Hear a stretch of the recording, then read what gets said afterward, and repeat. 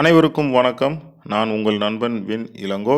ஆ, இந்த பதிவு மூலியமாக உங்களை சந்திக்கிறதுல மிக மகிழ்ச்சி அடைகிறேன்.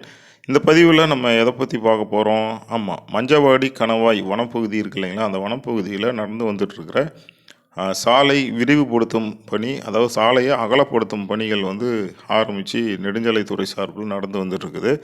அதை பற்றி தான் நம்ம பார்க்க போகிறோம். மஞ்சவாடி கணவாய், அதாவது தொப்பூர் கணவாய், இந்த தருமபுரி போகிற வழியில் இருக்கக்கூடிய தொப்பூர் கணவாய் மலைப்பகுதி இருக்கு இல்லைங்களா, அந்த பகுதியில் வந்து விபத்து நடக்கிற மாதிரி இங்கே பெருசாலாம் விபத்து நடக்காது. அப்பப்போ சின்ன சின்ன விபத்துகள் நடக்கும். வண்டிங்க வந்து பார்த்திங்கன்னா திடீர்னு பிரேக் டவுன் ஆகிடும். ஏன்னா இதுவும் வந்து பார்த்திங்கன்னா அப்படியே ரொம்ப பள்ளம் தான். ஏன்னா கீழேருந்து போகும்போது மேடு, வரும்போது அங்கேருந்து வரும்போது பள்ளன்றதுனால நிறையா வண்டிங்க வந்து பிரேக் டவுன் ஆகிருக்கு. ஒரு சில கவனக்குறைவினால விபத்துக்களும் நிறையா ஆகிருக்கு. அதுக்கு முக்கிய காரணம் வந்து பார்த்திங்கன்னா, எல்லாத்துக்குமே முக்கிய காரணம் கவனக்குறைவு தான். இருந்தாலும் சாலை வந்து பார்த்திங்கன்னா இங்கே ரொம்ப குறுகலாக இருக்கும். சிறிய அளவிலான சாலை. கிட்டத்தட்ட எனக்கு தெரிஞ்ச ஒரு 30 வருஷத்துக்கு மேலே நான் பார்த்துட்ருக்கேன். இந்த சாலை வந்து சிறிய சாலையாக தான் இருந்தது. ஒரு 30-40 வருஷம் முன்னாடி போடப்பட்ட அந்த சிறிய சாலையிலேயே இன்றைய காலகட்டத்துக்கு தகுந்த மாதிரி அகலப்படுத்தணும் இல்லைங்களா? ஏன்னா அன்றைக்கு வந்து வண்டிகளுடைய எண்ணிக்கை குறைவாக இருந்தது. இன்று வண்டிகளுடைய எண்ணிக்கை மிக அதிகம். அதான் மக்கள் தொகை அதிகம். அதுக்கு தகுந்த மாதிரி வண்டிகளுடைய எண்ணிக்கை, போக்குவரத்து ரொம்ப அதிகமாக இருக்குது.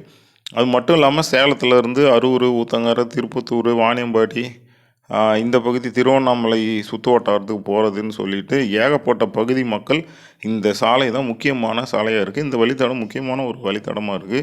இதை தான் அதிகப்படியான மக்கள் பயன்படுத்துகிறாங்க. சுற்றுலாவுக்கு போகிறது, வேலைக்கு போகிறதுன்னு சொல்லி எல்லாத்துக்கும் பயன்படுத்துகிறாங்க. அதனால் இந்த சாலையை வந்து நாளுக்கு நாள் வந்து போக்குவரத்து வந்து அதிகமாகிட்டு இருக்கிறதுனால விரிவுபடுத்தும் பணிகளும் நடந்துருக்கு. அதான் ரொம்ப நாளாக பண்ணாமே இருந்தாங்க. ஏன்னா மஞ்சவாடியிலேருந்து அந்த பக்கம் பார்த்திங்கன்னா 4 வழிச்சாலையை ஆக்கி ஒரு சில ஆண்டுகளுக்கு மேலே ஆகி நல்லா போயிட்டுருக்கு. ஆனால் இந்த வனப்பகுதி, ஏன்னா இது வனப்பகுதியில் வந்து அனுமதி வாங்கணுங்கிறது பெரிய விஷயங்க. ஏன்னா தமிழ்நாடு அரசு அனுமதி கொடுக்கணும், வனத்துறை அனுமதி கொடுக்கணும், நிறைய பாதுகாப்பு அம்சங்கள்லாம் இருக்குது. அதனால் அது எல்லாத்தையும் படிப்படியாக வாங்கி தற்பொழுது நெடுஞ்சாலைத்துறை சார்பாக இந்த சாலையை வந்து அகலப்படுத்தும் பணிகள் வந்து நடந்து வந்துட்டுருக்குது. இந்த பதிவில் நீங்கள் பார்க்கும்போது தெரியும் நினைக்கிறேன். இதுதான் அந்த இருவழி சிறிய சாலை, அதாவது ஏற்கனவே இருந்த சாலை. இதில் வலதுபுறம், இடதுபுறம் இருபுறங்கள்லேயும் சாலை வந்து விரிவாக்குற பணிகள் வந்து நடந்து வந்திருக்கு. மண் எல்லாத்தையும் வெட்டி எடுத்துகிட்டு சாலையை அகலப்படுத்துகிறாங்க.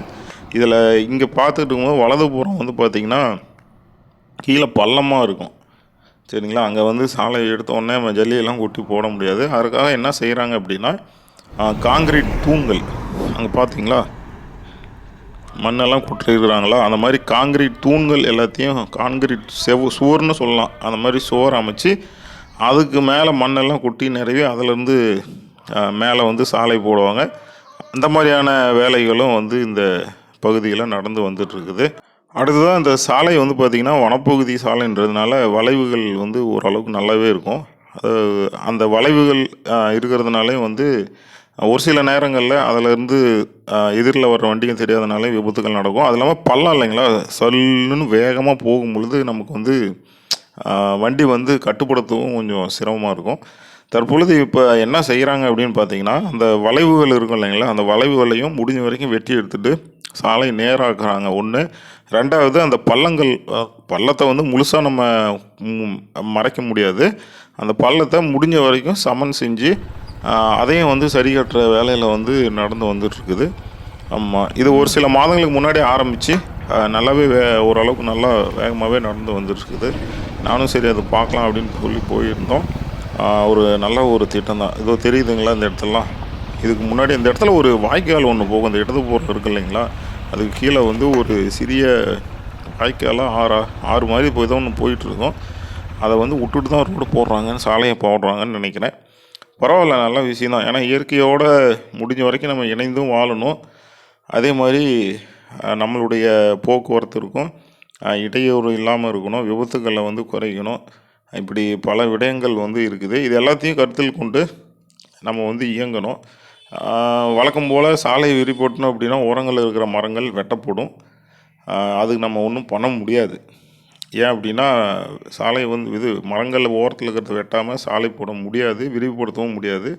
அதனால் இருக்குது. ஒரு வேளை இதெல்லாம் கட்டி முடித்ததுக்கப்புறமா செடிகள் எல்லாம் நட்டு வச்சு அதை வந்து, ஏன்னா வனப்பகுதின்றதுனால நிச்சயமாக செடிகள் எல்லாம் நட்டு வச்சு அதை வளர்க்கக்கூடிய வேலைகளை நெடுஞ்சாலைத்துறை அல்லது வனப்பகுதி வனத்துறை சார்பில் செய்வாங்க அப்படின்னு நான் நினைக்கிறேன்.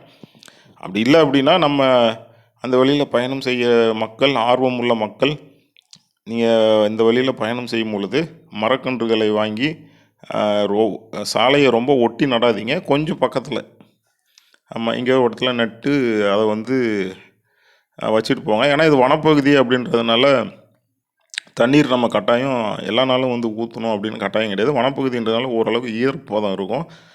ஒருவேளை நீங்கள் போகிற வழியில் மரக்கன்று வாங்கி நட்டு வச்சுட்டு போனீங்க அப்படின்னா அதுவாக அப்படியே வளர்ந்துக்கும், ஈரப்பதத்துக்கு வளர்ந்துக்கும். அது ஒரு நல்ல முன்னெடுப்பாக இருக்கும். ஆனாலும் நம்மளுடைய வாழ்க்கை முறை இயற்கையோடு ஒன்றிணைந்து வாழும் பொழுது வாழ்க்கையும் சிறப்பாக இருக்கும், நல்லா இருக்கும். ஒரு அழகான ஒரு அருமையான சாலை விரிவாக்க பணி தான் இந்த மஞ்சவாடி கணவாய். இந்த சாலை விரிவுபடுத்தும் பணிகள் நடந்து முடிஞ்சதுக்கப்புறமாவது இங்கே விபத்துகள் குறையணும் அப்படின்னு சொல்லி நான் கடவுள்கிட்ட வேண்டிக்கிறேன். பிரேக் டவுன் ஆகக்கூடாது, எந்த விதமான அசம்பாவிதங்களும் நடக்காமல் மக்கள் பாதுகாப்போடு இந்த வழியை கடந்து போகணும். அதுக்காகவும் நான் கடவுள்கிட்ட வேண்டிக்கிறேன். நீங்கள் இந்த சாலை இல்லைங்க, எந்த சாலையில் பயணிச்சிங்கனாலும் வண்டியை பாதுகாப்பான வேகத்தில் இயக்குங்கள். பாதுகாப்பான சாலை பயணத்தை மேற்கொள்ளுங்க. இருசக்கர வண்டியில் போனீங்க அப்படின்னா தலைக்கவசத்தை அணிஞ்சிட்டு போங்க. நோயிலுந்தில் காரில் போனீங்கன்னா சீட் பெல்ட்டை போட்டு போங்க. சாலை விதிகளை எல்லா நேரமும் கடைபிடிங்க. அப்பொழுது தான் பார்த்திங்கன்னா விபத்துகளை குறைச்சி விபத்து இல்லாத ஒரு சாலை பயணத்தை நம்ம மேற்கொள்ள முடியும்.